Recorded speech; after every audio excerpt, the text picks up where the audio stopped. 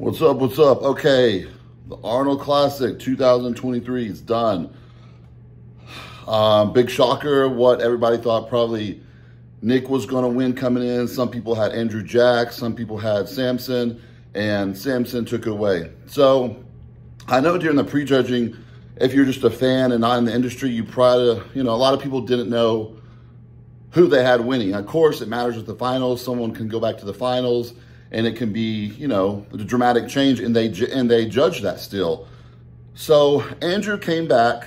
Andrew came into the show. So all the other shows, his strong areas are he's big, he's full, his muscles pop, he has great shape. So his old coach, George Farah, was coaching him. He got a new coach, Chris Aceto. I think that took him really under a microscope and brought him in as hard as he could possible. And he was training with Psycho Lewis. And the training really matters because you have to know what days to really push it, like with the weights, and what days to kind of pull back. Because if you overtrain a muscle when you're prepping, you're going to burn that muscle down. So that chest might be undersized. The shoulders, the arms might be undersized if you're just pushing it hard, nonstop. You have to know when to scale back on a contest prep. If you don't know how to do that, that's what having a coach is for. Now people, they don't just have coaches, they have coaches and trainers. So they've got it good. So Andrew is still new to the sport, even though he's one of the best in the world, he's still new to all this. So his posing, his training, it's still not on point 100%. Of course, Psycho Lewis had his training on point, but it was just for a short period of time. So it's not like Andrew is new to this. He's been weightlifting forever, just not doing it correctly like a bodybuilder exactly would, right? So he's not young. I mean, he's 38. He's just a year younger than me, but his muscle is fresh. His muscle is new. What that means is, like myself, I started competing at 18. When you diet and you dry out all your joints and you train hard and heavy, every time you do one of those preps, it wears your body out. And then I've had a lot of surgeries, most of them not due to bodybuilding, but your body tends not to be so fresh anymore. So, his body still looks fresh because he hasn't been down to that, 4% body fat and training hard multiple times over and over and over again. So he still has that fresh look. Whether like myself, let's say if I try to make a comeback, I could probably have a great look now because I retired in 2014, so it's been a lot of years. But, after a while, your body gets that, beat up looking. Like you see, Big Rami's getting it right now where things start atrophying. The body doesn't look fresh. William Bonac, he's been doing it forever. His body doesn't look fresh anymore. It looks tired and worn out. And you can't escape father time. That's just what happens. But Andrew, like I said, even though he's not young, he's 38, he hasn't put his body through that cycle over and over and over again. So I predict him for the Mr. Olympia, either the next couple of years. He's big. Let's move on to Samson that won the show. After prejudging, the way, if you're familiar with the industry and everything, I've also been a judge for 7 years. The way they moved him at the end, they moved him back into the middle after everything was judged. That's shown that okay, he won prejudging, but you still got the night show, right? So I'm like, okay. And it's I'm watching I wasn't at the show, so I'm watching on live like everybody else is. The problem with live is it's hard. It's different than in living color. So when you're there in person, it's very different. So I'd be at a show sometimes and someone's watching and they're like, oh man, I got so-and-so winning. I'm like, no, I'm at the third row and this is what I see because, you don't see what other people see that's right there in front. It looks completely different. And the deal is with a Samson, he's so dark and his skin's a little thicker. He looked a lot softer on video than in person. So in person, my friends that were there said he looks a lot better in person than he does on the live stream. And then, prejudging, he didn't have enough oil on. I don't know why not. That's a rookie mistake. Sometimes the oil, you can put oil on, and if you're dried up, it just soaks right into your skin. But your coach needs to know, when I'm backstage with my clients at shows, like my client, Steve Frazier, I took him back over how he had a bunch of coaches over the past several years. He didn't do so well with them. We got him 2 years ago, and we're doing better now. He's 45, but his skin, you could put oil on it and it just goes right in, goes right in, goes right in. So I use a combination of 2 different oils with his skin, and it's like a perfect shine. So maybe, I know Milos is good about doing stuff like that. They just probably didn't put enough oil on. It dried up too quick, and then on stage it looked like he had no oil on. He didn't not put oil on. That would be a ridiculous thing to do, because if you have too much oil on, it will make you look smooth and watery. So you just have to have the right amount. And then when you get into bodybuilding deep, if you're not like in the sport and know about it and compete, a lot of the stuff people don't know. They're like, what does that matter? It matters a lot, because what you see on the stage, if your oil's too much, it's going to not look right. So I'm trying to get all this one take. I do a YouTube video here and there just on big events. And I'm wearing this shirt, right? Pumped.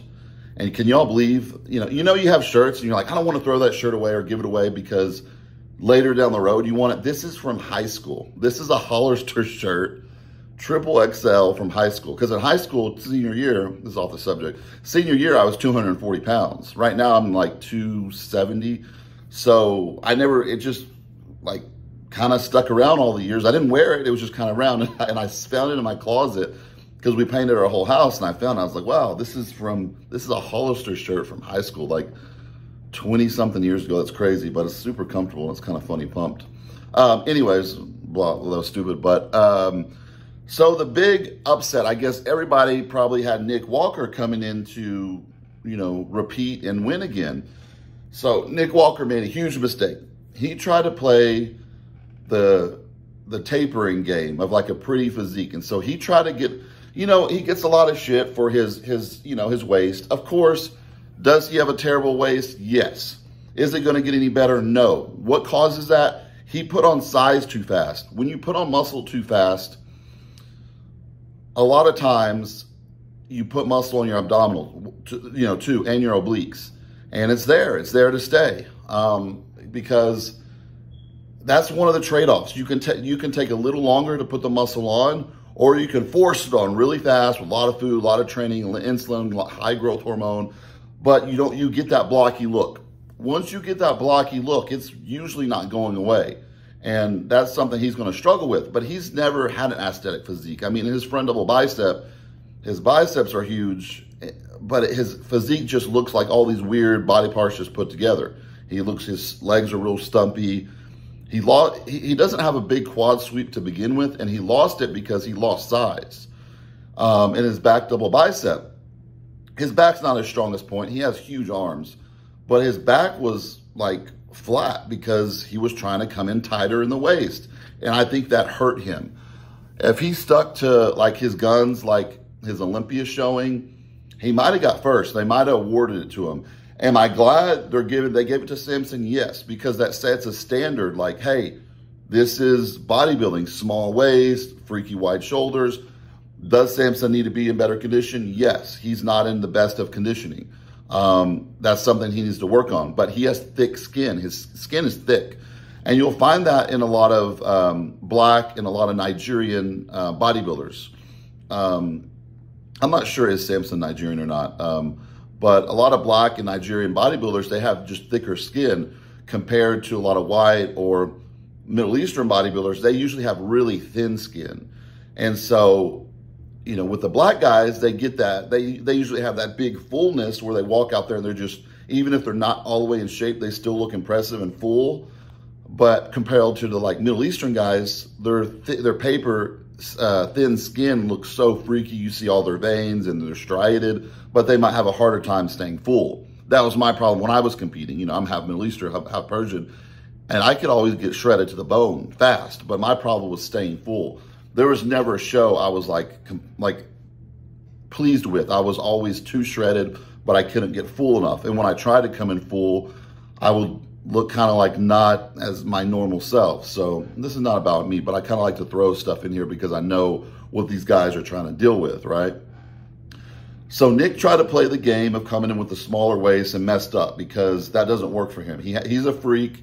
He's known as a freak, slabs of muscle. It's not pretty, but tons of muscle, hard muscle. But the problem is he has a small chest and he doesn't have any lines at all through the shoulders at all. What does it do to? You know, it comes back to putting on muscle too fast. The quality of muscle is not the same as you get somebody compared. Look at like a Kevin Levrone back in the day where he would hit a front, most muscular, and there would just be like lines all through here. You don't see that a lot anymore. And a lot of it's from guys trying to be too full on stage. You want to be full, but if you get too full, you start spilling over and the muscles start looking too round, but you lose that striated looking.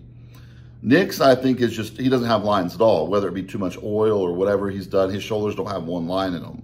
And this is bodybuilding. We like to see striations. So he should have stuck with what works best for him, big, freaky muscle. When he tried to downsize with his waist, look what happened.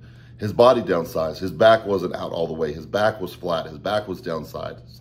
His legs looked actually thin at times. And so he needs to work and play on his strengths. And if he's just next to two beautiful physiques up there, when he stands next to those guys, it shows all his flaws, okay? Let's go back to Samson. So my friends there were saying, yeah, he looks way different in person than on screen. Because on screen, I mean, he didn't look in that great of shape. And he wasn't in the best shape possible. Can he be in better shape? Yes. Did he bring what it took to win? Yes. The judges liked it and they gave him the nod. And he's a big guy. He's like 290, I think, 3 pounds on stage, supposedly. That is huge.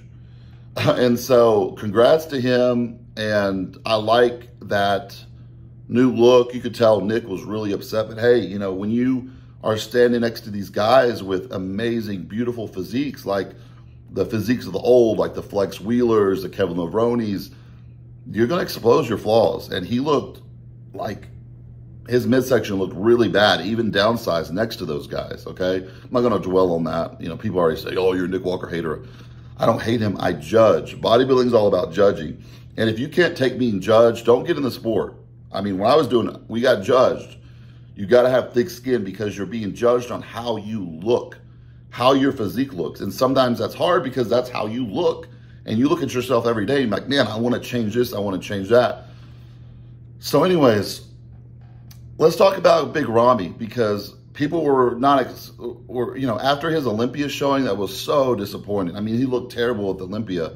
And I'm a big Ramy fan, even though I'm not a fan of the shape. And his New York Pro win was the best he ever looked. Since then, you know, too many people just grabbed a hold of him and did their own little science experiments with him. And I think that's what messed him up, you know, shooting his legs up. Why are you going to shoot somebody's legs up that already has massive quads? And, you know, for this show, his, at the Olympia, he had those 2 big spots on his quads that were big, like indentions from the muscle atrophying from probably shooting him up too much. But here, it was filled up. Okay, guys, I know he's doing stem cell, and we're actually having his stem cell doctor on RX Muscle this coming week, but it doesn't do anything that quick. So he filled it up with something, whether it be site enhancement oil. I think probably a filler. When you have that kind of money, you can invest $10,000, $20,000 and inject some filler in there, and it just fills it over. His quads weren't striated in that area, but at least there wasn't that big indentation. So he probably did like a filler, like the same thing they put in your lips and your face and stuff when you see all those people getting fillers as you get older. So he came in a lot better shape than he did at the, he came in a lot better shape than he did at the at the Olympia.